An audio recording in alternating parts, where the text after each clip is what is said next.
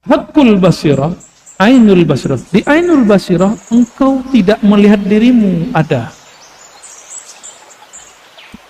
Di hakul basirah, hatta dirimu engkau lupa memandangnya. Apakah dirimu ada atau tiada? Ya, yang engkau pandang saat itu hanya Allah. Tapi Allah tidak dapat dipandang. Lalu siapakah yang memandang saat itu? Allah itu qadim, ada sebelum alam semesta. Qadim itu tidak berlaku waktu padanya, tidak berlaku tempat padanya, tidak ada dimensi saat itu. Gimana cara ngelihatnya? Maka tidak ada media yang bisa memandang Allah Ta'ala. Terus gimana? Siapa yang memandang saat itu?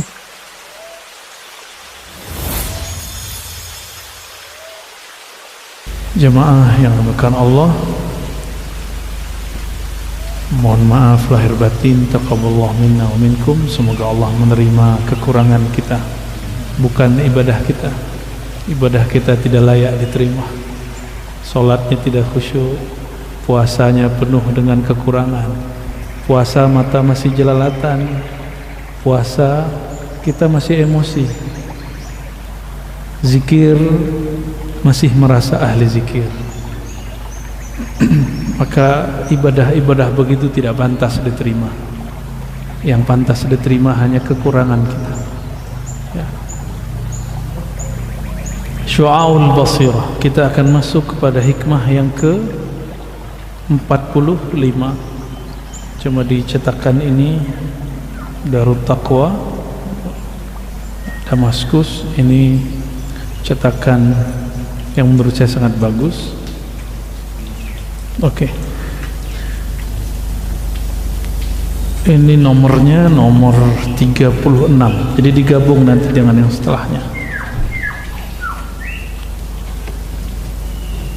Bisanadina al-muttasil lil-imam al-arif billah ibn Athaillah Sakandari Quddisa sirruhu qal syu'a'ul basirati yushhiduka qurbahu minka. Syu'a, ya, syu'a itu bahasa Arab berarti kilauan. Ya. Kilauan yang sampai kepada basirah. Yushhiduka qurbahu minka.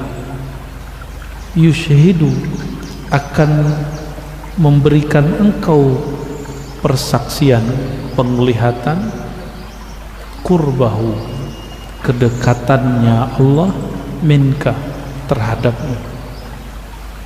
Syu'a bisa juga diartikan cahaya, bisa juga diartikan kilatan. Nah, oleh ulama kita diterjemahkan syu'a ini bahasa majazi dengan nurul aql, cahaya akal. Jadi akal ini ada akal yang memikirkan dunia, ada akal yang memikirkan tentang sifat-sifat dan nama Allah.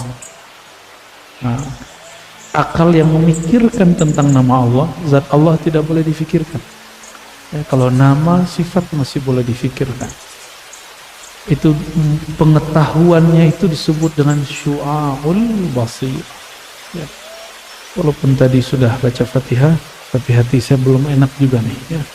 Kita baca Al-Fatihah lagi untuk baginda Nabi Muhammad SAW, dan juga untuk Sayyidina Abu Bakar, Umar, Utsman, wa Ali, untuk para ulama-ulama muhaddithin, mujtahidin, Abi Hanifah, Malik, Syafi'i, Hanbali, Bukhari, Muslim, wa ghairuhum minal muhaddithin, wa khasatan imamuna Abu Hasan al-Ash'ari Abu Mansur al-Maturidi, wa muallif hadha kitab Al-Arif Billah ibn Athaillah Sakandari. Al-Fatiha. Alhamdulillah.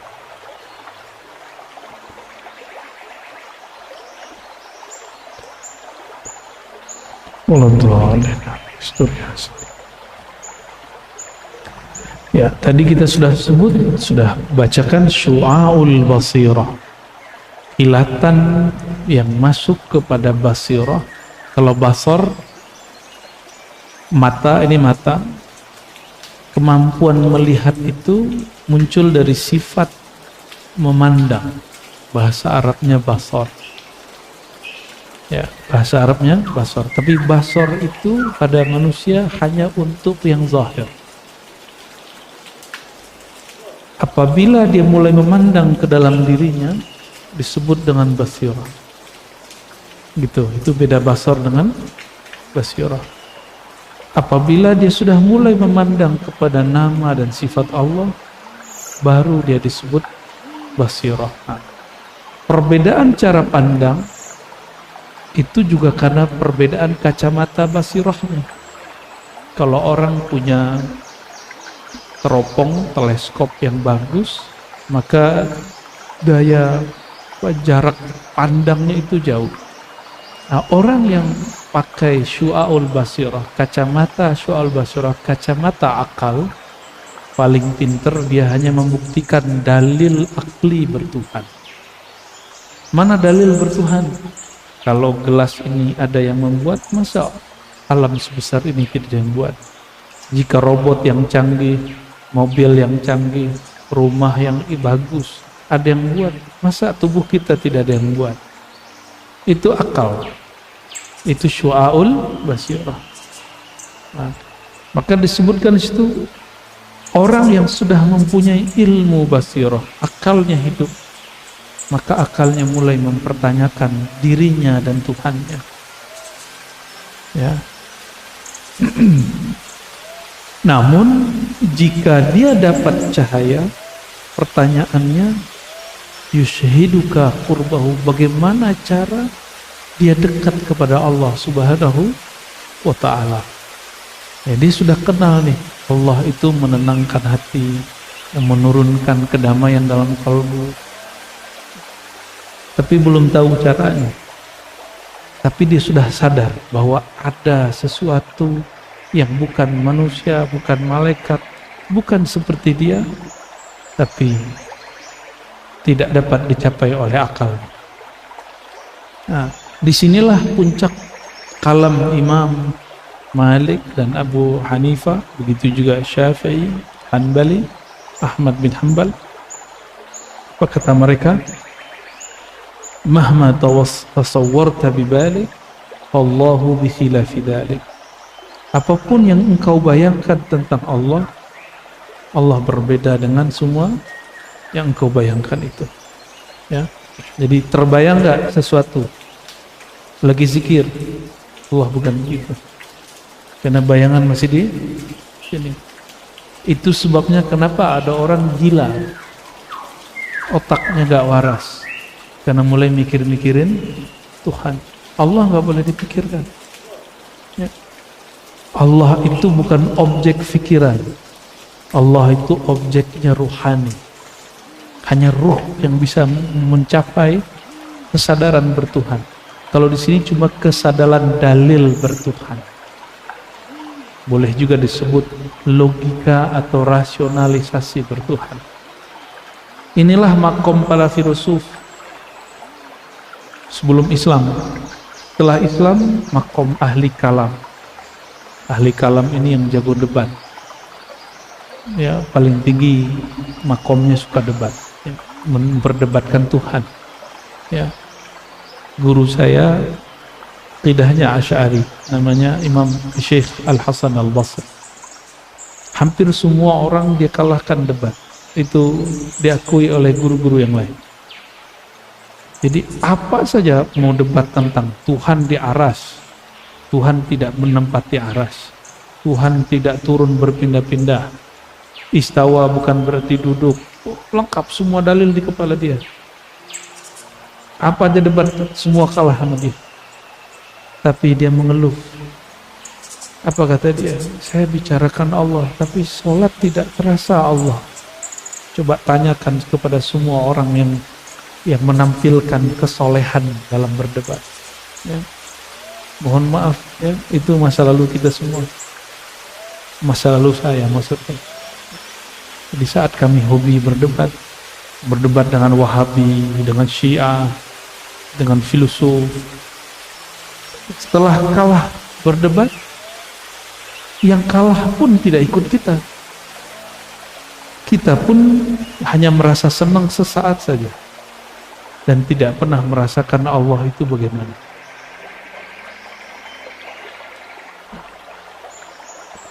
Tapi lumayan lah ya. Kalau nggak ada orang begitu nggak seru juga. Nggak seru juga dunia persilatan aswaja. Ada mantan yang senyum tuh. Ini mantan ini. Wa ainul basirati tushhiduka adamaka biwujud. Naik tadi kilat. Sekarang ain, mata. Mata basirah tushhiduka adamaka biwujudi. Ini echonya bisa dikurangin enggak? Dari sininya. Wa ainul basirah, ntar pada ngantuk lagi. Kayak didongengin gitu. Wa ainul basirah, pandangan basirah, pandangan mata batin. Tadi baru kilatan. Tushhiduka adamaka biwujudi, akan membuka pandanganmu, penyaksianmu bahwa engkau itu adam, tidak ada biwujudihi, karena wujudnya. Bi ini bisa diartikan karena, bisa juga indah, di sisi wujudnya. Jadi orang-orang, kenapa Al-Hallaj berzikir Anallah? Karena dia nggak ngeliat dirinya. Itu Syekh Siti Jenar. Itu sebabnya kalau memahami dua tokoh ini, termasuk di Banjar, Datuk Abulung namanya, Syekh Abdul Hamid, itu nggak boleh memahaminya dengan satu perspektif, satu cara pandang. Memandang mereka tidak boleh dengan cara teologis semata, bab akidah. Enggak, ini mereka sudah enggak di bab akidah. Mereka sudah masuk ke ranah berikutnya, ranah ontologis. Ya sudah, enggak apa-apa. Ya, lanjut aja. Enggak ngantuk kan? Mereka-mereka ini sudah masuk ke alam rasa, bukan alam akal. Kalau akal benar salah. Kamu kalau nggak begini, pasti begini. Nah, itu alam akal.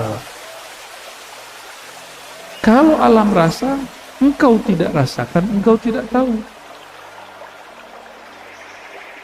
Nggak bisa diadu. Maka kalau ada orang suka debat, terus bahasa tasawuf, ya lucu. Dia akan berbenturan sendiri dengan kepalanya. Baca, pusing sendiri. Berantakan sendiri logika dia. Karena baca ini nggak pakai logika biasa, dia pakai logika rohani, logika rasa. Ya, kalau nggak pernah menjalaninya, nggak akan bisa menjelaskannya. Walaupun sekolah sampai S3-nya 7 kali, apalagi mohon maaf cuma S1. Tapi ada orang nggak sekolah, dia cuma di pesantren ketemu gurunya, lalu ikut riyadhah amalan gurunya. Gak perlu kuliah, dia ngerti bab ini. Itu hebatnya ilmu rohani itu. Wa ainul basirati tushhiduka adamaka biwujudih. Ya, jadi kalau udah paham bab ini, gak usah ragu lagi. Al-Hallaj itu tidak kafir. Syekh Siti Jenar itu tidak zindik. Datuk Abulung, Syekh Abdul Hamid dan sejenisnya, Hamzah Fansuri dan lain-lainnya, itu bukan orang-orang fasik, bukan orang-orang zindik. Mereka sampai di ainul basirah. Ini makom mereka. Sehingga dengan pandangan basirah itu, tushhiduka adamak, engkau melihat dirimu tiada dengan wujudnya. Nah, itulah mereka mengatakan anal haq. Jadi ketika Al-Hallaj baca anal haq, itu bukan dia yang berkalam, tapi dia tiada, Al-Hallaj tiada, Allah berkalam melalui Al-Hallaj. Mungkin enggak, jangan dibahas lagi bab akidah, tapi ente memahami lagi hulul, Allah masuk, bukan. Itu bab akidah, enggak ada hulul. Ini bab dzauq. Lebih mulia manusia atau batu? Lebih mulia manusia atau pohon? Lebih mulia manusia atau goa? Allah pernahkah berkalam kepada seorang hamba lewat goa? Siapa hambanya? Siapa hamba yang Allah berkalam melalui goa? Goa di situ ada batu. Siapa? Ashabul Kahfi nggak nyampe makom itu. Nabi Adam enggak. Orang yang masuk ke dalam goa terus berkalam dengan Allah dalam goa siapa? Rasulullah. Rasulullah itu bagi beliau norak itu, beliau langsung diundang ke sana. Siapa tuh? Nabi Musa. Alhamdulillah. Ini bawa Pak. Ini hadiahnya. Allahumma sholli ala Muhammad. Air ngaji, saksi di akhirat insyaallah. Enggak ada benda di sekitar kita kecuali jadi saksi. Mau saksi baik, mau saksi buruk. Baik. Nabi Musa itu media Allah berkalam kepadanya apa?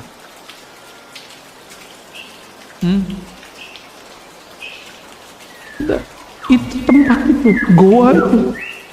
Goa itu batu-batu. Jika Allah bisa berkalam melalui goa, batu-batuan dan segala macam yang ada di situ, waduh gantinya Pak, rezekiannya nggak kemana. Ya, fair.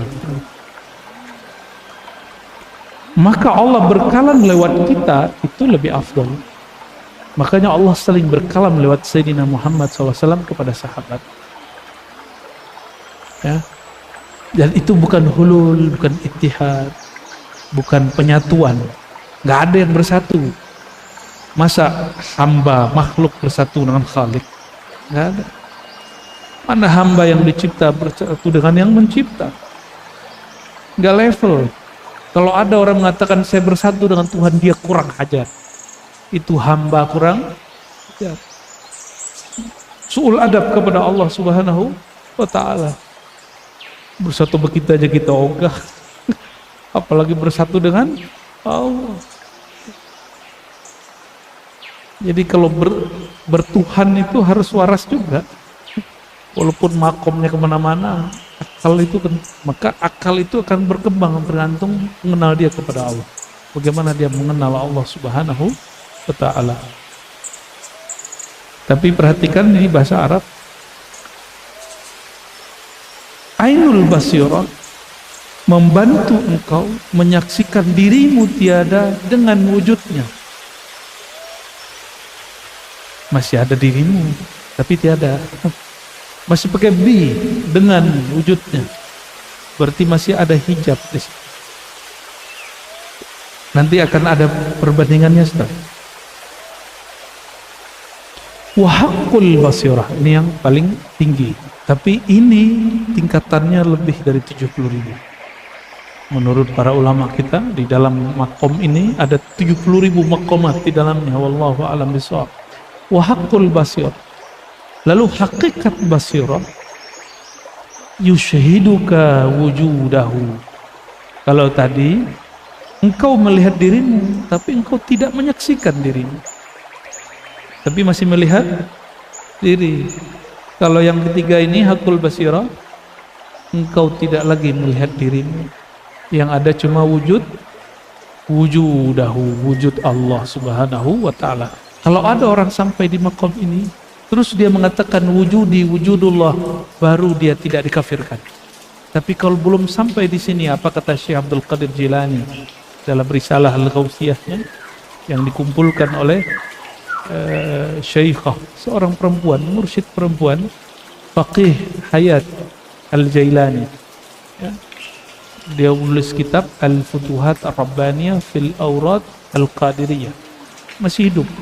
Kitab ini dicetak 2018. Di situ beliau menyebutkan nama-nama ruhani Syekh Abdul Qadir Jilani 1 halaman lebih. Jadi yang ngomongin nama rohani bukan saya aja, ya. Beliau nyebutin nama Syekh Abdul Qadir Jilani berapa? Satu halaman lebih dari 100 nama, lebih kurang. Ya, sekitar itulah.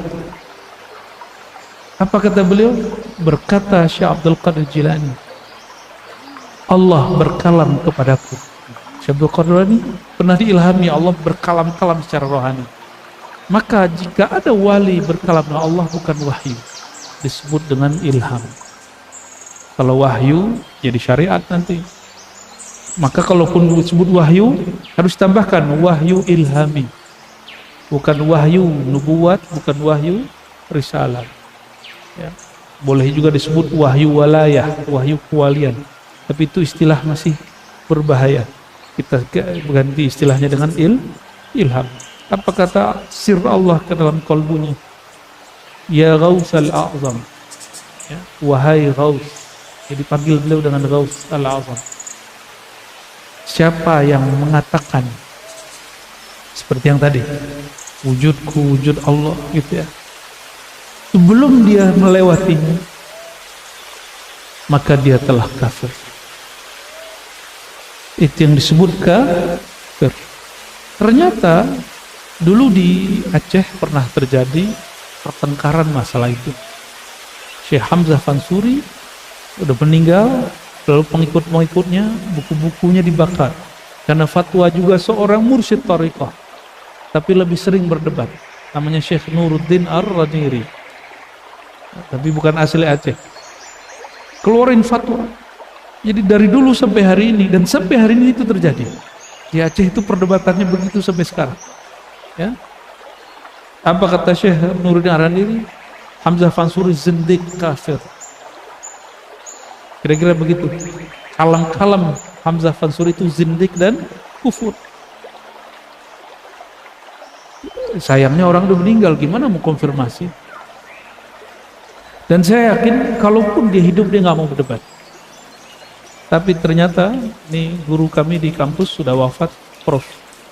Azimudi Azra, menemukan satu risalah catatan, ada namanya Syekh Saifur Rijal dari Sumatera Tengah, mendebat Nuruddin Ar-Rajili dan kalah debat dia, lalu dia pulang malu pulang ke India, menang Saifur Rijal untuk menjelaskan bab ini sebenarnya. Dan aneh, jadi dari dulu sudah ada mursyid thariqah tidak paham, tidak sampai ke makom ini, lalu mengingkarinya, lalu suuzon kepada orang yang membicarakannya bahwa mereka tidak sampai wusul kepada makom itu. Emang ada pembahasan di sini bahwa yang sampai cuma Syekh Abdul Qadir, yang sampai cuma Ibnu Athaillah? Kan enggak ada. Apa disebutkan di Quran yang sampai di maqam ini hanya Syekh Abdul Qadir? Enggak ada. Abul Hasan Syazili doang, Bahaudin Naqsyabandi doang, Syekh Saman doang, kan enggak ada. Ini maqam siapa saja bisa melaluinya, tapi mesti dibimbing oleh ahlinya ya.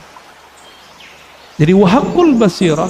Jadi ada syu'aul basirah, ainul basirah, haqqul basirah. Syu'aul basirah kalau boleh kita ganti dengan istilah ilmul basirah, setara dengan istilah ilmul yakin, ainul yakin, haqqul yakin, mirip-mirip. Tapi kenapa dia agak tidak gunakan istilah yakin? Karena yakin cuma percaya, kalau basirah melihat. Itu bedanya. Ya, kalau percaya berarti diceritain orang, tapi kalau melihat kita menyaksikan hakikatnya. Ya. Wa haqqul basirah yushhiduka wujudahu. Kalau engkau diberikan haqqul basirah di atas haqqul yakin, yushhiduka, dia akan membuka pandangan batinmu sehingga engkau tidak memandang kecuali hanya dia. Ya. Kecuali engkau hanya akan memandang, dipandang siapa? Hanya dia. Inilah masalahnya. La tudrikuhul absar wa huwa yudrikul absar. Surah Al-An'am. Dia tidak dapat dicapai oleh pandangan mana saja. Dia yang dapat mencapai semua pandangan. Jadi kira-kira yang memandang saat itu siapa? Kita nggak ada. Nih coba didudukin pelan-pelan. Haqqul basirah, ainul basirah. Di ainul basirah engkau tidak melihat dirimu ada. Di hakul basirah, hatta dirimu engkau lupa memandangnya. Apakah dirimu ada atau tiada? Ya, yang engkau pandang saat itu hanya Allah. Tapi Allah tidak dapat dipandang. Lalu siapakah yang memandang saat itu? Terus siapa yang memandang? Ini nggak rumit Pak, ini sederhana aja ngajinya. Allah itu qadim, ada sebelum alam semesta. Qadim itu tidak berlaku waktu padanya, tidak berlaku tempat padanya, tidak ada dimensi saat itu. Gimana cara ngelihatnya? Maka tidak ada media yang bisa memandang Allah Ta'ala. Terus gimana? Siapa yang memandang saat itu? Itulah basic pengajian hikam dulu. Saya menjelaskan ada tauhid uluhiyah, tauhid rububiyah. Ini bukan versi Wahabi. Ya, saya nggak mau tengkar dengan Wahabi. Udah cukup. Biar Wahabi jangan repot. Ya, ini uluhiyah versi ahli dzauq, versi ahli tauhid, versi ulama sufiyah. Wa ahli sunnah wal uluhiyah itu, nih beda uluhiyah kita dengan uluhiyah Wahabi. Uluhiyah menurut ahli dzauq, ahli sufi, ahli tasawuf, menurut para wali-wali Allah, Allah memandang keesaannya dengan dirinya sendiri.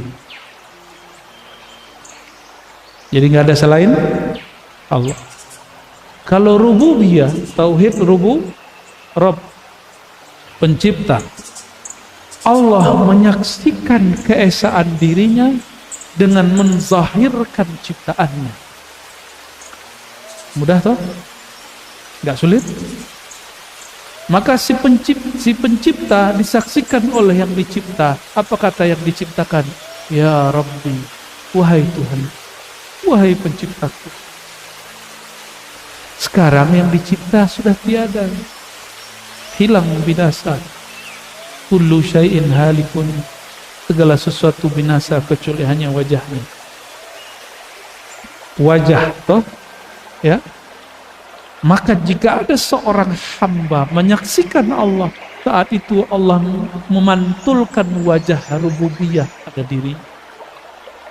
Wajah itu yang memandang, tatapan. Kita kalau ngeliat orang, ngeliat mukanya apa ngeliat kakinya? Mukanya. Maka wajah ada dua. Allah itu lillahi wajhani. Ini bukan wajah begini, ini cuma istilah. Wajah itu saya terjemahkan tempat menatap. Objek yang ditatap itu wajah. Jadi apa terjemahan wajah dalam ilmu tasawuf? Tempat atau objek menatap. Bisa nggak natap orang, tapi yang ditatap cuma telinganya? Nggak natap namanya. Maka jika hamba menatap, dia tiada dulu, zahirlah wajah rububiyah Allah, baru dia bisa menatap wajah uluhiyah Allah. Gitu, baru bener antum ngomong wajah tuh wajahiyah, aku hadapkan wajahku lenyap dalam wajah rububiyah Allah. Kullu syai'in halikun, wajahku hancur binasa, yang hana wajah, yang ada hanya wajah Allah Ta'ala. Nah, yang dua tadi, ainul basirah tadi, itu wajah rububiyah memandang wajah uluhiyah. Ini yang kita sebutkan di awal kajian hikam juga, man arafa nafsahu faqad arafa rabbahu wa man arafa rabbahu halak. Ya, siapa yang kenal diri, kenal Allah. Siapa yang kenal Allah, binasalah dirinya, fana'lah dirinya. Ini dia. Ini kaidah itu berlaku sampai ke sini. Lagi-lagi jangan dipandang ilmu ini dengan ilmu teologis, ilmu kalam. Ya, ini memandangnya dengan ilmu rasa. Minimal paham nggak paham tasdik aja. Saya percaya aja lah. Gitu ya. Tapi insya Allah paruh dari kalam saya bisa dipahami. Ya. Insya Allah. La adamaka wa la wujuduk. Ya. Jadi kalau sudah sampai di hakul basirah, engkau tidak lagi sadar dirimu ada atau tiada. Itulah yang terjadi pada orang yang salat. Kalau sampai di makom ini,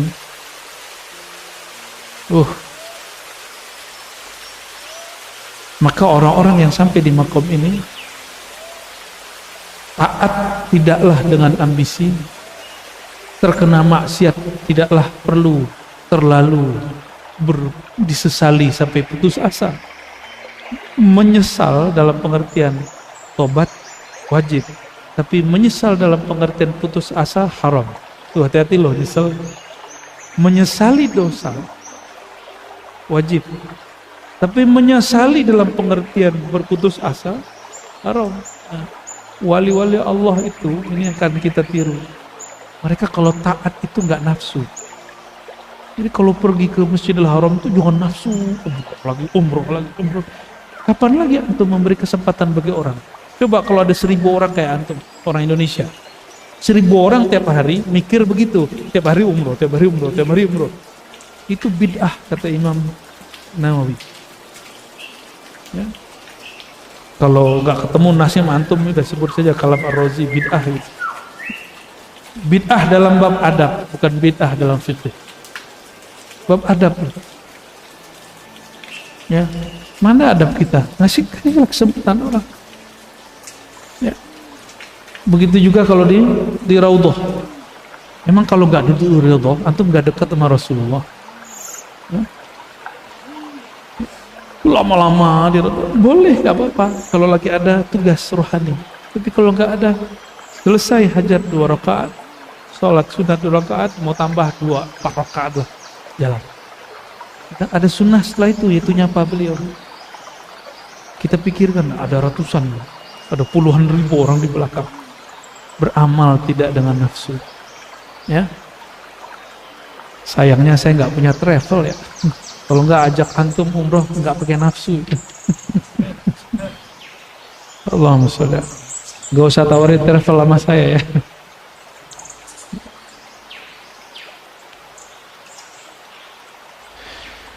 Oke, bagian itu aja dulu ya. Kalimat itu kemudian berlanjut di beberapa kitab hikam dikasih nomor. Kalau di sini masuk ke nomor 30. Ya. Kana Allah wa la syai'a ma'ah. Wa huwa al-an ala ma alaihi kana. Jadi kalimat ini muncul ini dari hadis Bukhari, tapi dijadikan kaidah dalam kitab Al-Hikam. Dulu ada rombongan sahabat-sahabat dari Yaman, namanya Banu Asy'ariyin. Itu kakek buyutnya Imam Abul Hasan Al-Asy'ari, imam kita dalam akidah Ahlus Sunnah wal Jamaah ya. Beliau Abu Musa Al-Asy'ari menceritakan bahwa saudara-saudaraku Banul Asy'ariyin datang kepada baginda lalu bertanya, kaifa kana rabbuna? Bagaimana Allah itu, gimana sih ya Allah? Ya wahai Rasulullah, Allah itu sekarang gimana, dulu gimana, besok gimana? Kira-kira gitu pertanyaannya gitu. Dari semua sahabat Nabi yang bertanya begitu kepada Rasulullah cuma orang Asy'ariyin. Cuma di antara mereka ada yang nyebelin juga sebagian. Yang sebagian tuh minta jabatan kepada Rasulullah. Jadi di Bani Asy'ariyin ini ada 2 kelompok. Ada yang suka cari jabatan, cari dunia, ada yang suka mencari rasa bertuhan. Nabi bilang nggak haram, nah, Nabi nggak bilang haram. Nabi kasih jalannya, Nabi buka ilmunya. Nggak seperti kiai-kiai sebagian hari ini. Ente kalau sepikir begitu, benerin aja syariat. Nggak begitu cara didik umat. Ya. Umat kalau bertanya, jangan dipatahkan sekali, nggak berkembang akalnya. Nanti mereka mentok lagi, belajarnya di situ lagi, mentok lagi di situ. Emang Nabi awal-awal berdakwah ngajarin syariat. 13 tahun Nabi di Mekah, Nabi ngajarin syariat nggak? Tauhid yang diajarkan. Tauhid itu di ilmu kita disebut ilmu hakikat. Syariat, tarekat, hakikat, ma'rifat. Bab nomor 3 itu isinya tauhid dari awal sampai akhir. Maka simbolisasinya qul huwallahu ahad. Mesti kita bimbing murid daripada syariat naik ke tarekat, supaya dia benar-benar memahami apa itu hakikat. Nabi ajar, ini Sahih Bukhari. Kalau nggak mau buang aja nih dari Sahih Bukhari, berani nggak? Kana Allah wala syai'a ma'ah. Kana dalam bahasa Arab itu fi'il madhi. Tapi jika dia ditempelkan kepada Allah, tidak berlaku itu fi'il madhi, mudhari atau mustaqbal. Nih kaidah bagian belajar ilmu nahwu dan sorof. Ya. Allah tidak berlaku padanya waktu. Maka jika ada kata kerja sedang, berlalu atau nanti, itu tidak berlaku pada Allah. Jadi mau dipakai kata kerja apa saja kepada Allah, itu hukumnya qadim. Hukumnya apa? Qadim. Kana Allah, adalah dia Allah. Wala syai'a ma'ah. Adalah Allah dulu ada, tidak ada bersama dia. Begitu. Dulu Allah ada, itu terjemahan versi tasrif fi'il madhi. Kita sudah jelasin barusan. Kata kerja apapun kepada Allah tidak berlaku fi'il madhi, past tense, fi'il mudhari ataupun mustaqbal, mudhari lil istiqbal, enggak berlaku. Jadi keterjemahan kananya apa? Allah dulu, sekarang, nanti sama saja bagi dia. Wala syai'a ma'ah, tidak ada bersama dia. Dia sendiri dan selama-lamanya sendiri. Dia ahad, dia fard, selama-lamanya dia ahad, esa, sendiri. Fard, dia alone, dia sendiri. Maka Allah bernama fard. Maka mohon maaf, orang-orang yang asik bertuhan itu senang menyendiri. Namanya khalwat. Namanya apa? Syukur-syukur antum di rumah itu, rumahnya dijadikan satu kamar, satu ruangan tempat khalwat. Nikmat itu rumah. Ya. Betullah kata Rasulullah, baiti jannati, rumahku surgaku. Yang kebayang sama kita kan ngeres mulu. Baiti jannati, bayangnya bini mulu. Nggak tahu dia kalau orang menikah itu ada cekcoknya, ya, ada ngambek-ngambeknya, ya, bukan itu. Dari mana kita tahu baiti jannati itu bukan masalah hanya menikah? Karena ada hadis lain, waju'ilat qurratu aini fis shalah. Pelipurlah raku hanya di dalam sholat. Karena Nabi itu mau di rumah tetap sholat. Bahkan istrinya haid, Nabi sholat sampingnya.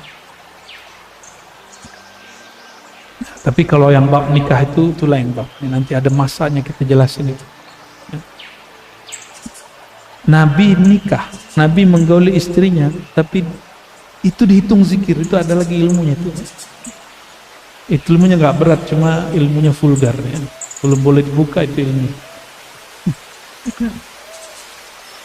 Nanti bapak jadi doyan kawin, Pak. Bahaya ntar. Ntar ibu-ibu demo mas saya ntar. Padahal itu hak bapak kan. Begitulah hidup. Kana Allah wala syai'a. Allah itu ada sendiri. Dulu dia sendiri, sekarang dia sendiri, besok dia sendiri. Karena dulu, sekarang dan nanti tidak berlaku padanya. Kalau Allah begitu, ini yang disebut dengan konstan. Allah itu maha konstan. Jadi kalau orang belajar ilmu eksak, mereka menemukan hukum konstan, tapi dia belum ketemu dengan zat yang maha konstan, Allah Subhanahu wa ta'ala. Mereka sudah ketemu lambang tak terhingga, tapi baru ketemu lambangnya.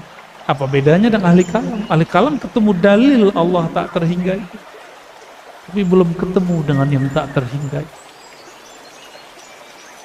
Maka orang yang kolbunya betul-betul menghadap wajah kolbiahnya, menghadap ke wajah rububiyah Allah, ilmunya nggak perlu pakai ngafal. Jadi karena ilmu dia langsung dari nur rububiyahnya Allah Subhanahu wa ta'ala. Tapi sebelum sampai ke situ ya baca dulu lah. Baca wajib. Karena ayatnya pertama turun Iqra, itu wajib. Wa huwal an ala ma alaihi kan. Dia itu sekarang ada sebagaimana dulu dia ada dan tidak berlaku kepadanya hukum ruang dan waktu. Itu maknanya.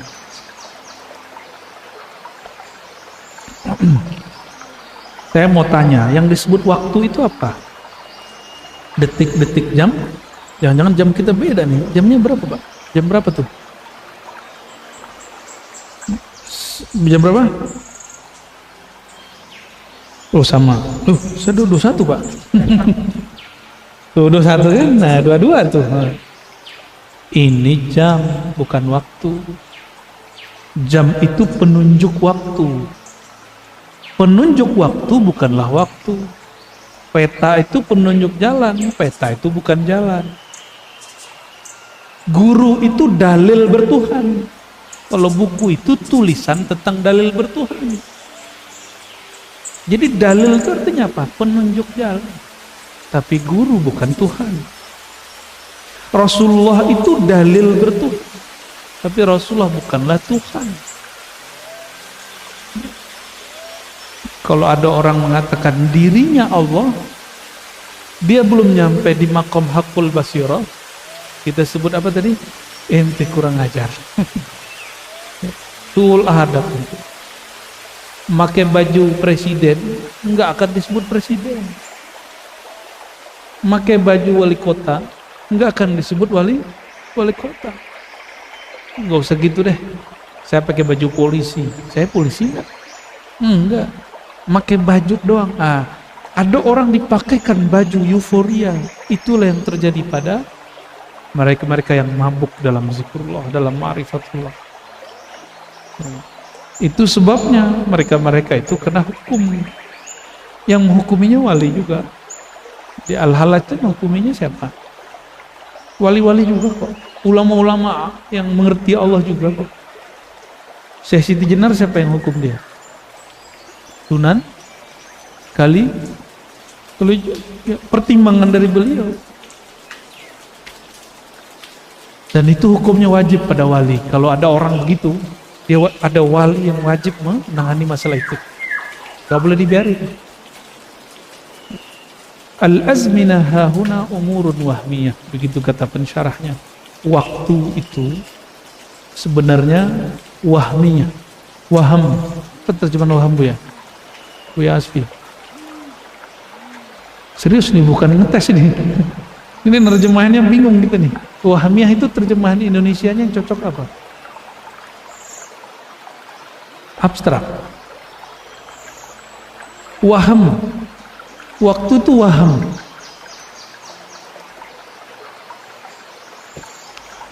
Ntar ya, di loading dulu. Nyari kalimat yang pas di Indonesia.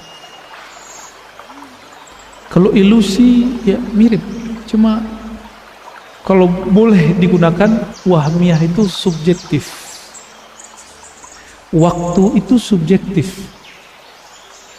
Antum hadir malam ini, berasa dari tadi bentar atau lama? Udah berapa menit kita? Udah hampir 1 jam? Ada berapa? 41 menit. Rasanya berapa? Coba duduk doang sendiri di luar. 4 menit udah bingung kita. Jadi waktu itu subjektif. Al-azminah hahuna umurun wahmiyah. Waham itu tergantung subjek yang merasakan. Jadi ada seorang filosof yang membaca karya-karya sufi, tapi dia nggak jujur. Itu temannya Muhammad Iqbal di orang Pakistan, ya. Saya nggak usah sebut nama filosofnya, nanti dia GR lagi ya. Udah meninggal padahal. Tapi saya yakin sebelum meninggalnya dia cenderung kepada ajaran kita ini. Apa kata dia? Waktu itu ada waktu capital, ada waktu tidak capital. Waktu yang ditulis T-nya time dengan T besar. waktu W-nya besar, ada yang W kecil. Kenapa ada orang kalau malam pertama cepat sekali? Yang belum pernah malam pertama bingung deh. Apa itu malam pertama? Kenapa ada orang ketika duduk dengan orang yang dia benci rasanya lama sekali? Itu T besar, T kecil. Kalau T kecil itu tem yang di sini yang ada di, nah itu waktu 1 menit sama dengan 60 detik. Tapi waktu T yang besar dia wahmiyah, dia berdasarkan subjek. Subjeknya Farhan lagi seneng mau 3 jam rasanya 3 menit. Tapi kalau lagi kesel, lagi berantem 3 menit rasanya 3 jam. Ya, pernah tengkar nggak sama istri? Pernah berantem nggak? Pasti pernah. Ustadz aja pernah, masa enggak ustadz?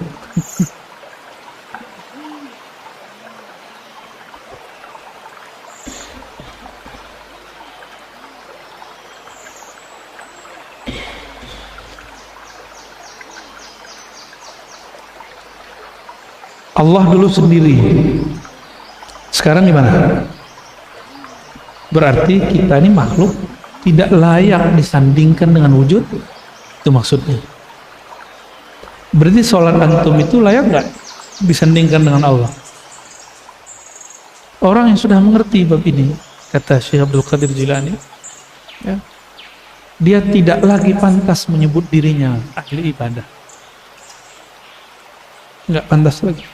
Maka dia sholat itu bukan lagi karena ibadah, dia sholat itu karena dia berterima kasih kepada Allah Subhanahu wa ta'ala, tanda syukur, ekspresi senang. Nah, mulailah sholat begitu, sholat dan ekspresi terima kasih. Ya, kalau orang berterima kasih menuntut balas nggak? Dia sadar diri, saya bisa begini karena dia. Ya, murid kalau faham bab ini, dia tidak akan menuntut apapun dari gurunya.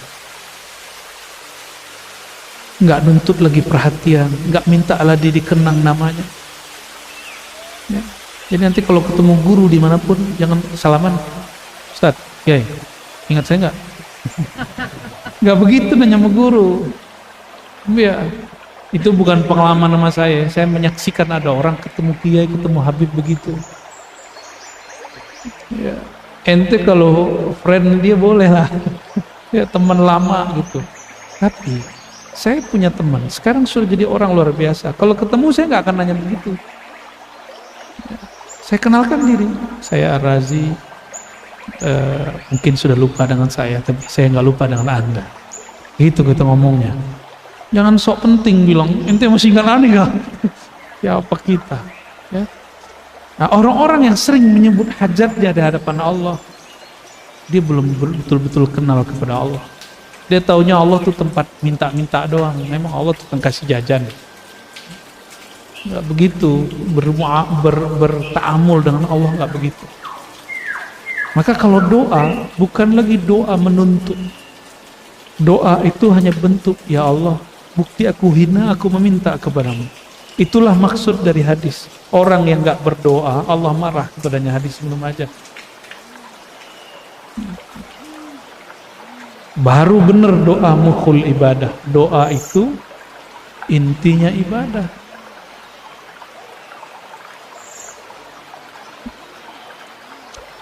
Mungkin nggak minta kepada yang nggak dikenal. Bisa, pengemis paling dikasihnya berapa? Ya, ente kalau nggak kenal sama Allah begitu. Maka kalau sama Allah kenalan dulu. Sahih. Kayaknya mau air deh. Allahumma sholli. Tunggu selesai dulu ya. Allahumma sholli.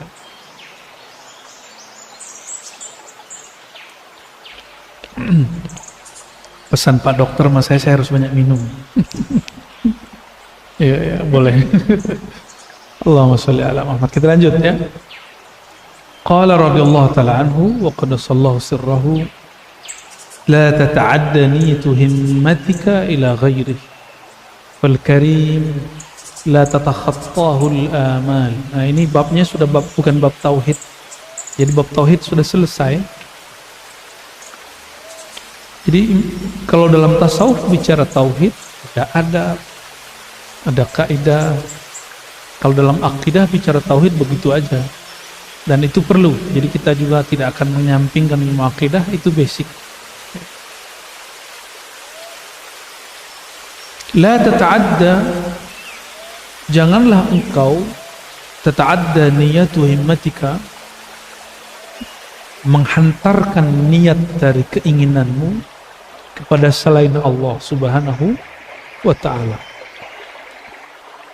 Fal karim la tatakhattahu al-amal. Karena Allah yang Maha Karim tidaklah dapat digores, disentuh oleh angan-angan. Paham gak maksudnya? Belum paham ya? Itu kan terjemahan harfiah. Sekarang kita masuk ke terjemahan maknawi. Kalau sudah kenal Allah, jangan lagi pernah nyantolin hati kepada selain Allah. Itu maksudnya. Kalau nyantolin hati kepada selain Allah, siap-siap nanti gampang tersinggung, gampang baperan, gampang emosi, disinggung dikit ngamuk, dicolek dikit namanya nantang langsung. Maka mohon maaf, coba lihat hari ini ustadz-ustadz penceramah yang buat konten YouTube. Saya perlu ulangi berkali-kali, sampai hari ini saya tidak punya channel YouTube pribadi. Ya. Jadi kalau yang antum lihat itu kreasi orang-orang aja tuh. Kan. Ada yang benar, ada yang nggak benar ya, terserah mereka lah. Allah Maha melihat, Maha mendengar ya. Saya doakan baik-baik aja. Ya, ada yang protes sama kita, murid kita ya. Mereka kan dapat duit dari monetize. Buya kan nggak dapat. Jawaban kita sederhana. Kalau ada orang dapat rezeki karena ceramah saya, alhamdulillah. Berarti saya ini kaya karena asbab saya orang dapat duit. Ya, alhamdulillah. Repot amat hidup. Senang nggak jadi orang kaya? Senang ngasih orang. Ya. Nanti kalau antum bersikap lebih baik dari sikap saya itu, nanti di akhirat nggak tahu-tahu kok begini, itu tiba-tiba ada bantuan, senang. Saya pernah ke satu tempat, saya nggak kenal orang-orangnya, tapi ketika kita turunnya pakai sarung, dia orang curiga nih kayaknya ustadz ya.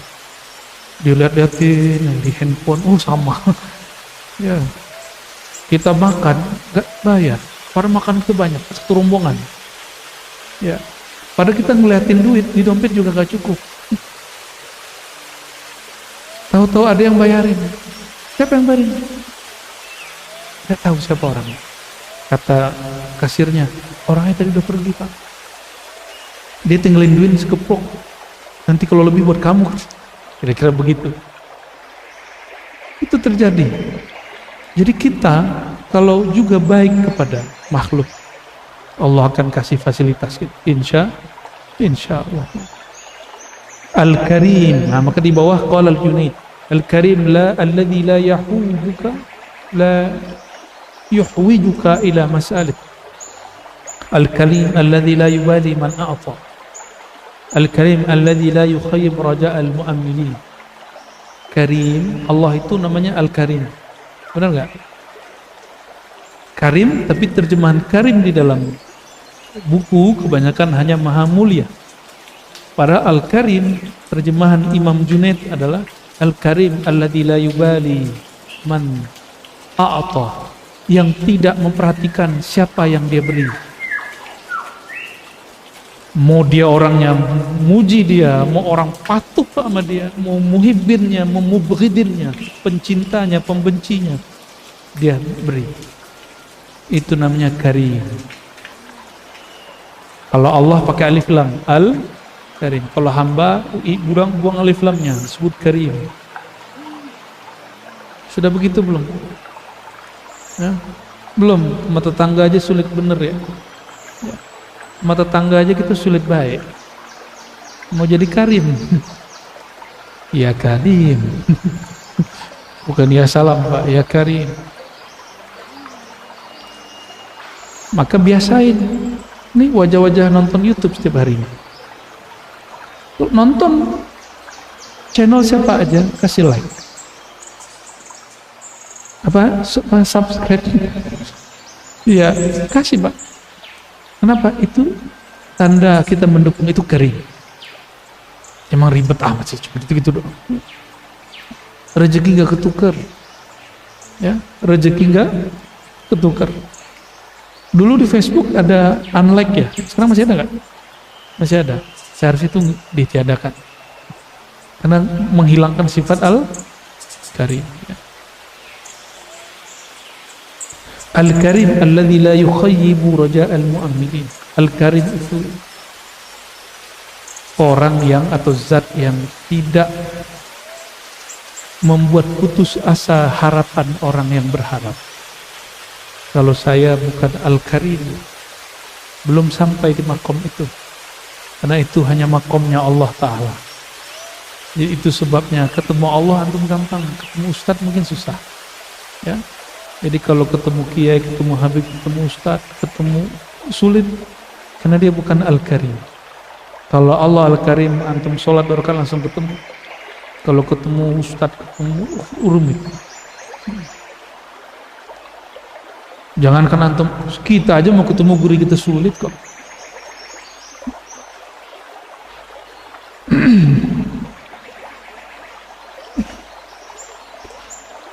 Sehingga ada satu syarah menyebutkan, kalau mau mendapatkan nur al-karamah, jadi orang keramat itu orang yang dapat cahaya karimnya Allah. Orang keramat itu bukan yang kebal itu, bukan. Coba lihat, kebal fisik belum, kebal batin baru disebut karamah. Apa kata beliau? Alladzi idza qadara afa. Jika dia disudutkan, disempitkan, disakiti, afa, dia berbesar hati, memaafkan. Udah gitu belum? Nah, kalau konten YouTuber dikata-katain, balas, ya kan? Ntar sono balas lagi, besok balas lagi, sehari itu bisa 3 kali balas-balasan. Seru hari ini tuh ngeliat. Kalau dulu zaman-zaman atuk-atuk kaki-kaki kita dulu, kongkong kita dulu gimana? Kalau orang perang itu dukun. Jadi malam-malam jam 12 itu di atas tuh udah terbang-terbang tuh, ya. Itu bukan meteor. Orang perang-perang ini, perang-perang santet. Ngeri. Tapi bagi saya itu norak itu. Perang kalau masih pakai media jin tuh biasa. Kalau masih pakai begitu-gitu, perang yang hakiki itu kalau sudah langsung kepada Allah Subhanahu wa Ta'ala, nggak perlu pakai media. Itulah Rasulullah SAW. Maka beliau itu plong. Wa idza wa'ada wafa. Kalau dia janji, dia tunaikan. Idza a'ta zada ala muntahar raja wala yubali kam a'ta. Kalau dia memberi, dia memberikan semaksimal mungkin, seideal mungkin, wala yubali kam a'ta. Dia tidak perhatikan seberapa dia sudah beri. Ini Al-Karim. Kalau ada hamba Allah seperti ini, dia disebut Abdul Karim. Nanti akan dipanggil di pintu surga khusus. Ya Abdul Karim dipanggil di dalam itu. Ya, orang-orang yang memberi dan dia nggak melihat dia sudah memberi apa. Ada orang memberi fisik, memberi duit, memberi harta, memberi fasilitas. Ada orang memberi yang non fisik. Sama, adabnya sama. Guru nggak boleh juga ngomong, ini udah capek-capek ngajar dia kurang ajar. Ya, itu berarti dia belum Abdul Karim. Itu murid kurang ajar. Nah, makanya saya belum sampai di makom itu.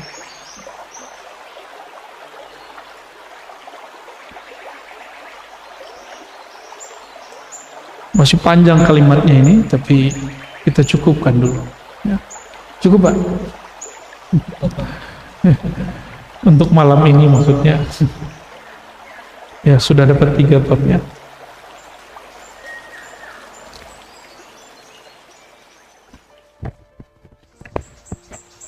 Nah, sebelumnya saya bacakan satu bait ya di syarah kitab ini. Yang bisa bahasa Arab silakan dinikmati ya.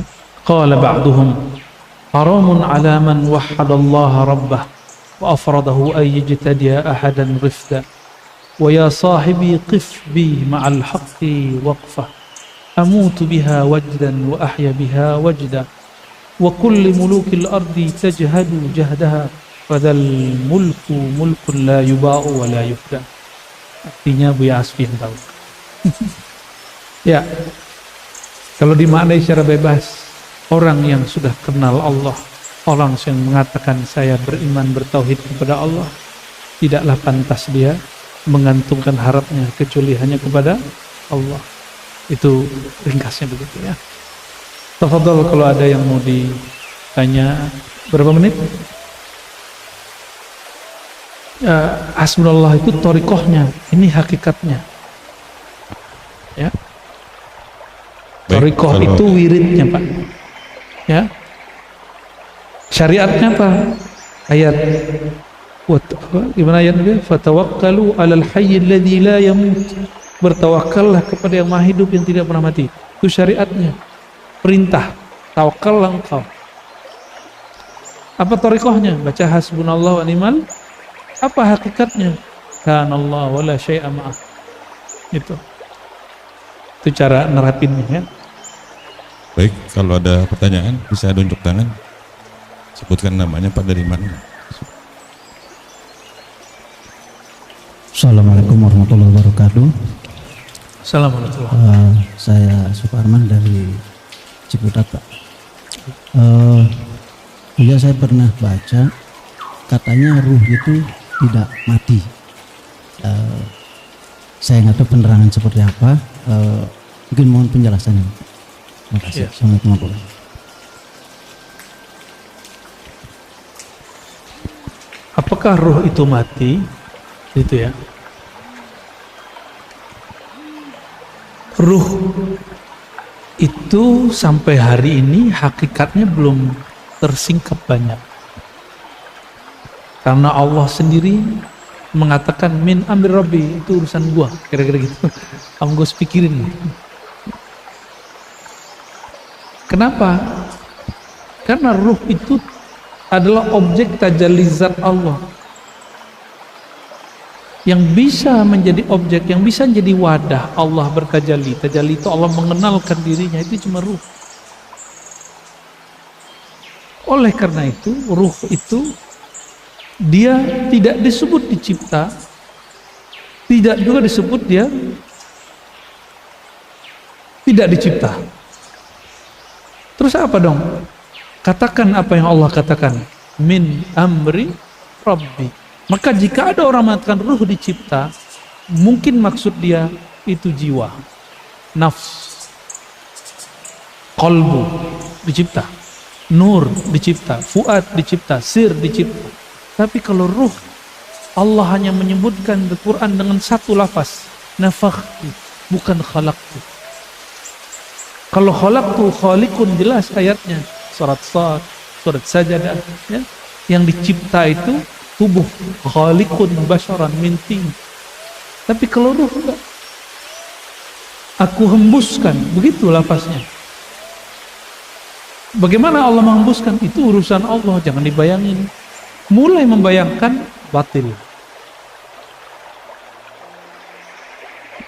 Boleh batal ya. Jadi ada dulu yang membantah saya, kamu kok bilang ruh tidak makhluk? Ya kan belum selesai saya ngomong. Ruh tidak makhluk, tapi juga jangan dikatakan ruh makhluk. Tidak makhluk juga bukan makhluk. Nggak bisa hanya Allah yang tahu. Kaidah kita maqalallahu, ini pakai kaidah yang sering dipakai teman kita di seberang nih. Maqalallahu wa rasuluhu, kalam Allah dan kalam Rasul. Kalam Allah cuma mengatakan min amri rabbi, Lalu yang kedua, nafakhtu fihi min ruhi, cuma dua, amr, nafakh. Maka di Quran dibedakan khalq dan amr. Lahul khalqu wa lahul amru, beda di ayat-ayat. Jadi kalau ada ahli kalam mengatakan ruh makhluk, dia terjebak memahami ruh itu di pikiran dia, itu jiwa. Ruh yang kita maksud bukan itu. Ya. Kenapa bukan itu? Karena Allah belum buka dengan seterang benderangnya. Wa ma utitum minal ilmi illa. Kita baru buka dikit aja kemarin yang kolil itu. Kolilnya kolil kita buka udah banyak orang yang protes. Baru sampai di nama ruh orang udah protes, Pak. Antum gak percaya? Ya? Syekh Abdul Qadir Jilani, Imam Sidi Ahmad Rifai, itu murid-muridnya nyimpen di kitab-kitab mereka dan dicetak terbuka. Katanya kalau ada orang, saya sudah belajar kitab tasawuf bertahun-tahun gak ketemu, berarti dia gak baca aja, gak talaqi aja dari mursyid, dari syekh. Nama itu ada. Ya, Syekhah Hayat Faqih Al-Jailani, dia nulis Asma Syekh Abdul Qadir Jilani, itu yang saya sebut tadi, satu halaman lebih. Berarti dia sudah memulai membuka Ma'rifatul Asma. Itu nama apanya? Nama ruhnya. Ya. Nama tubuh selesai. Nah, karena dia dari hembusan Allah,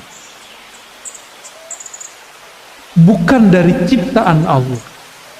Kalau ciptaan dia binasa, kalau dia amr itu rahasia. Jadi sampai hanya di situ Allah membukanya. Ya. Nanti kalau kita buka lebih nanti panjang lagi ceritanya, Pak.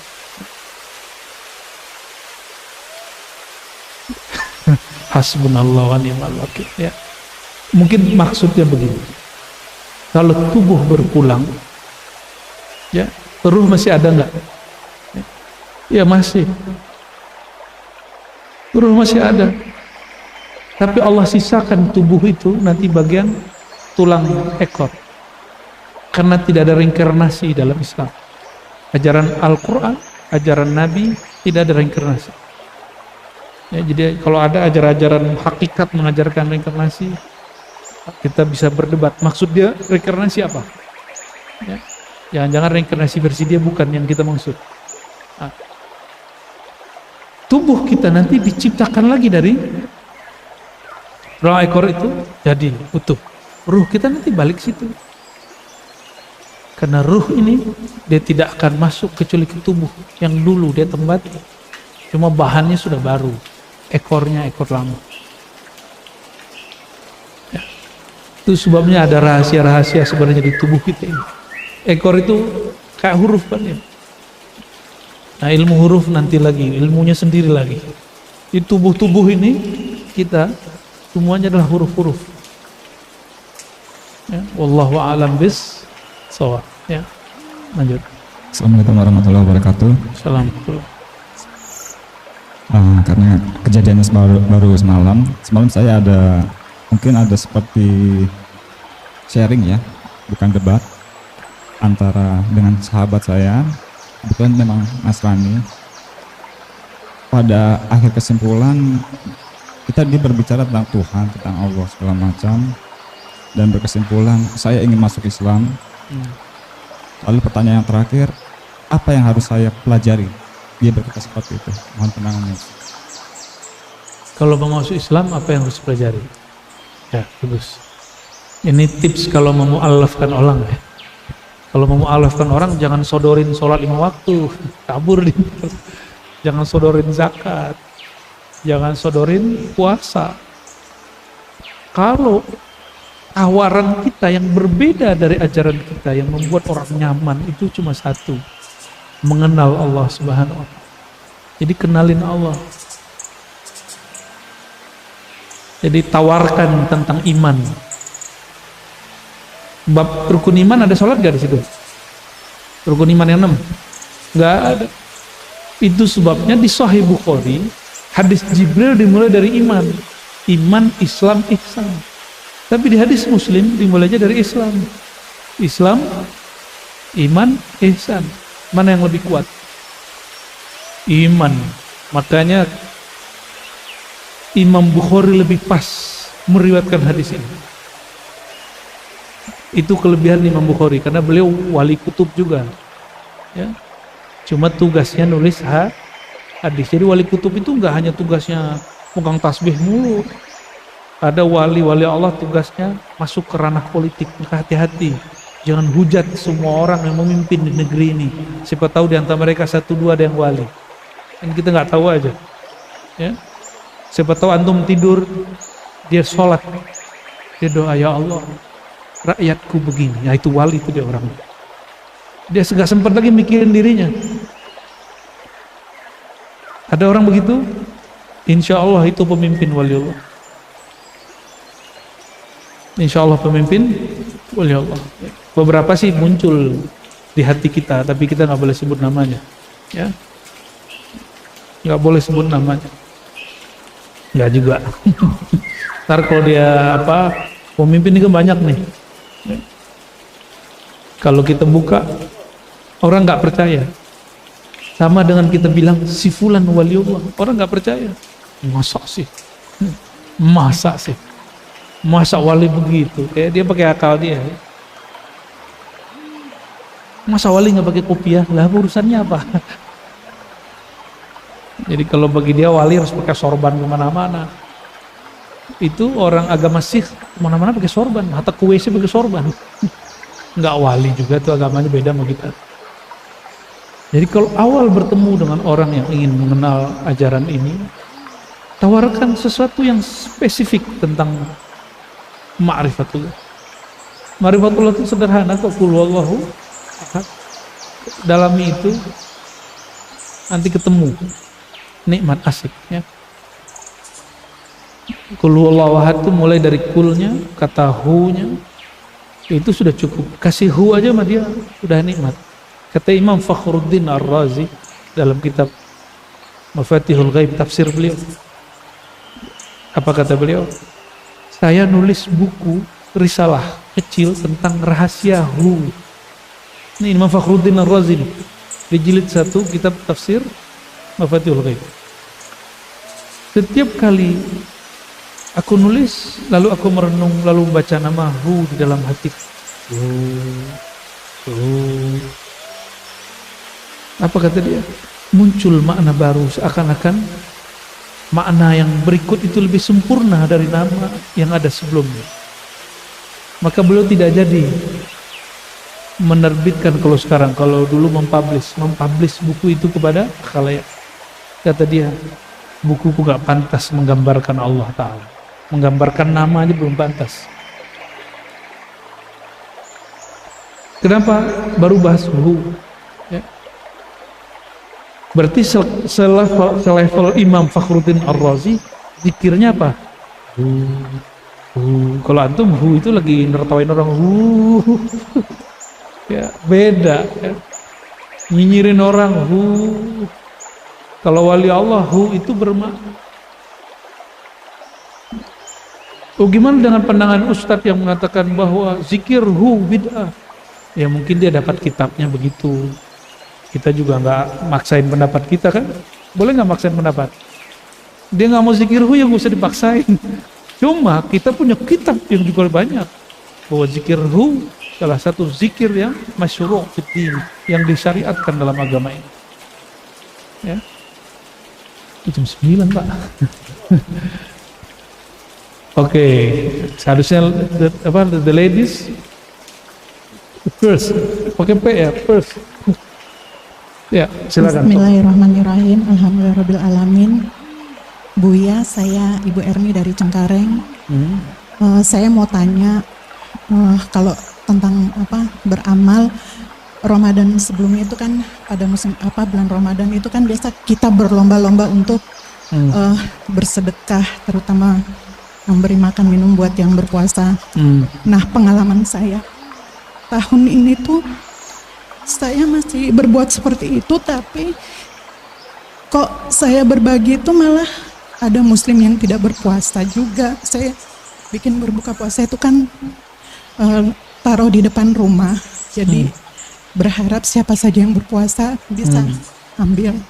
Nah, ada yang ambil itu muslim yang gak berpuasa, bahkan ada juga yang non-muslim.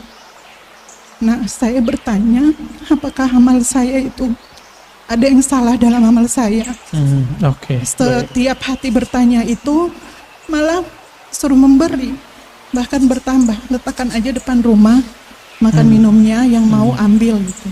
Itu pertama Buya. Yang kedua, apakah kita bisa beramal misalnya sholat tasbih, terus niatkannya itu minta kepada Allah ridho terima, terus amalnya itu buat keluarga yang masih hidup maupun yang sudah wafat, apakah bisa seperti itu? Oke, baik. Untuk sholat tasbih. Demikian Buya. Ya. Berarti kembali ke hikmah yang terakhir kita baca, Al-Karim. Ya, Al-Karim. Al-Karim la yubali man a'ta wa kam a'ta wa ila man a'ta. Orang yang karim, yang dapat nur karomah, itu dia memberi, dia nggak merhatiin lagi dia memberi ke siapa. Man a'ta, kam a'ta, berapa dia beri. Gitu. Tapi untuk prioritas, kalau mau memberi sesuatu yang spesial, apa kata Nabi? La ya'kul ta'amaka illa taqi, hadis Abu Dawud. Janganlah hendaknya memakan makananmu kecuali orang yang soleh bertakwa. Itu bab spesial. Tapi kalau bab karam, berbagi, nggak usah merhatiin. Oke, bisa membedakan? Jadi ada hadis yang begini, memberi untuk yang spesial, maka berikan untuk orang yang spesial. Tapi kalau umum, bulan puasa itu yang lapar tidak hanya orang yang, ternyata orang yang gak puasa tuh lapar mulu Pak. Ya, buat terus Bu, buat terus. Mau yang makan muslim non muslim kita nggak ada urusan. Emang kalau orang dapat musibah kita tanya dulu inti agamanya apa? Enggak. Orang kalau dapat musibah nggak nanya agama, dia manusia, dia ciptaan Allah, kita langsung bantu. Apalagi di negara kita, sebenarnya mohon maaf, ini vulgar tapi ini benar. Pancasila kita yang pertama apa? Jadi sebenarnya orang Indonesia sudah ada basic semuanya, apapun agamanya, ketuhanan yang maha. Coba tanya semua orang Indonesia apapun agamanya, dia percaya nggak dengan Pancasila nomor 1? Dia cuma kurang satu aja, dia belum syahadat tentang Nabi Muhammad SAW. Jadi mereka sudah ada cahaya tauhid di dalam dirinya, minimal di kepalanya. Itu begitu indahnya negeri ini. Itu sebabnya insya Allah mau orang goyang gimana negeri ini, ya insya Allah selama masih kita pegang itu tauhid, Allah jaga. Ya, insya. Jadi kalau ada orang bilang mau memisahkan diri dari Indonesia, wah, kita garda terdepan. Tapi karena kita bukan orang militer, ya kita berbicara dengan kemampuan kita apa.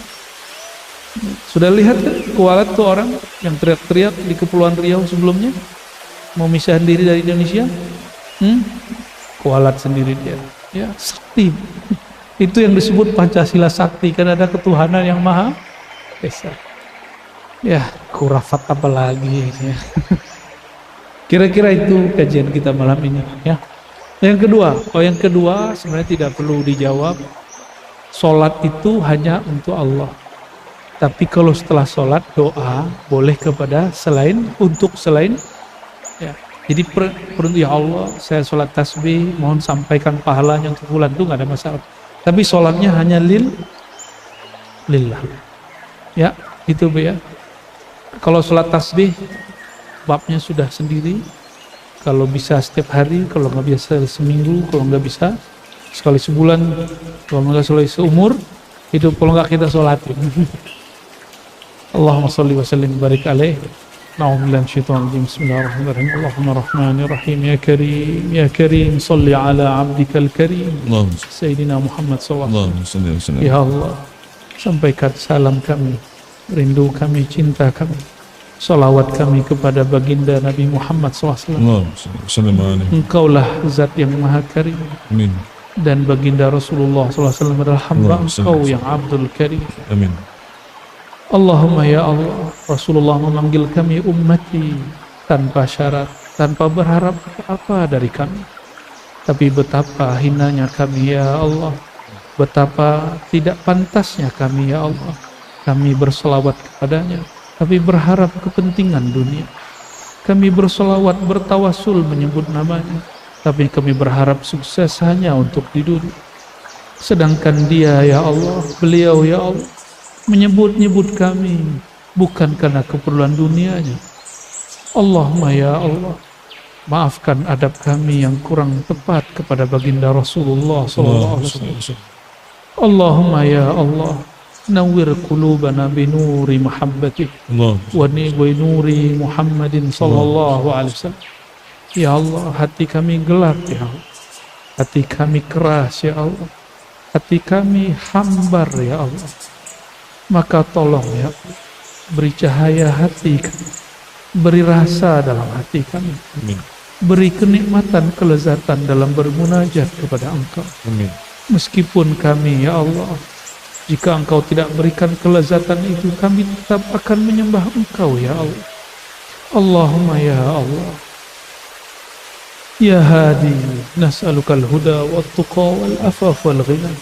Ya Allah, kami memohon ya Allah, tetaplah beri kami bimbingan hidayah.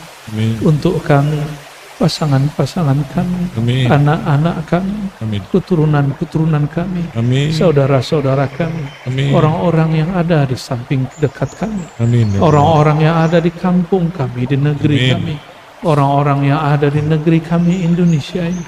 Dan siapapun yang di dalam hatinya ada nur iman, nur Islam. Allahumma ya muqallibal qulub, ya Allah, Engkau maha tahu. Saat ini kami mungkin terlihat soleh, tapi sebentar lagi mungkin kesolehan itu hilang ya Allah. Namun kami memohon ya Allah, jadikan kami hamba yang beribadah bukan karena ambisi untuk taat. Orang yang jika terjebak maksiat tidak berputus asa ke dalam menyesali kemaksiatannya. Allahumma ya azim, ya azim, azim hubbana ilaik. Ya Allah yang maha besar, yang maha agung, besarkanlah cinta kami hanya kepada Engkau. Amin. Kecilkanlah cinta kepada selain Engkau. Allahumma ya azim, awsil qulubana bi'abdika Sayyidina Muhammad man kana khuluquhu azim. Ya Allah, hubungkanlah ya Allah ya azim, ya maha agung, yang maha besar, hati kami yang kecil ini dengan qalbu Sayyidina Muhammad yang akhlaknya azim. Allahumma ya Allah, hubungkanlah hati kami ini yang penuh dengan kegelapan dengan qalbu Rasulullah yang penuh dengan cahaya, sehingga cahayanya mengalir menerangi qalbu kami. Amin. Allahumma ya Allah, jadikan kami hidup dengan nama, wafat dengan nama, dan di dalam kubur dengan nama. Amin. Allahumma ya Allah, jika kami Engkau bangkitkan di padang mahsyar nanti, amin, izinkan nama kami dipanggil baginda Rasulullah SAW. Izinkan nama kami dipanggil Rasulullah SAW. Izinkan nama kami, orang-orang yang hadir malam ini, keluarga-keluarga kami, guru-guru kami, keturunan kami dipanggil Rasulullah SAW. Allahumma ya Allah, ajirna minan nar, ajirna birahmatika minan nar, ajirna binuri nabiyika minan nar. Ya Allah, berkah rahmat, berkah kasih sayang, berkah sayang nabimu, bebaskan kami dari murkamu, bebaskan kami dari neraka. Allahumma ya Allah, bifadlika fadkhilna ila jannatik. Ya Allah, dengan keagungan-Mu, kemurahan-Mu, dengan anugerah-Mu ya Allah, bukan dengan amal kami ya Allah. Izinkan kami diundang masuk ke dalam surga.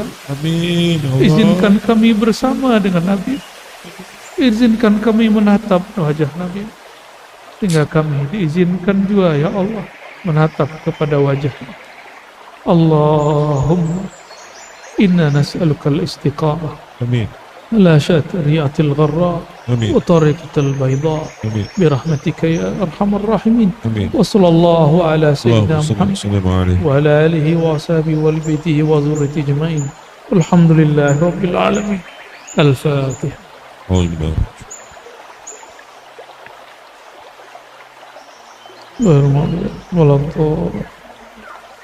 آمين آمين رب العالمين. استجب دعواتنا بسر الفاتحة وبسر سيدنا محمد الفاتح وبسر أوليائك الكرام سيدي الشيخ عبد القادر الجيلاني سيدي الشيخ بن عبد الله السكندري وأبي الحسن الشاذلي وأبي العباس المرسي ومحمد باهدي شاه نقشبندي وعمر الكريم السماني وأحمد التجاني وعبد المجيد الإدريسي وسادتنا الأولياء العارفين برحمتك يا أرحم الراحمين. سبحان ربك رب العزة عما يصفون.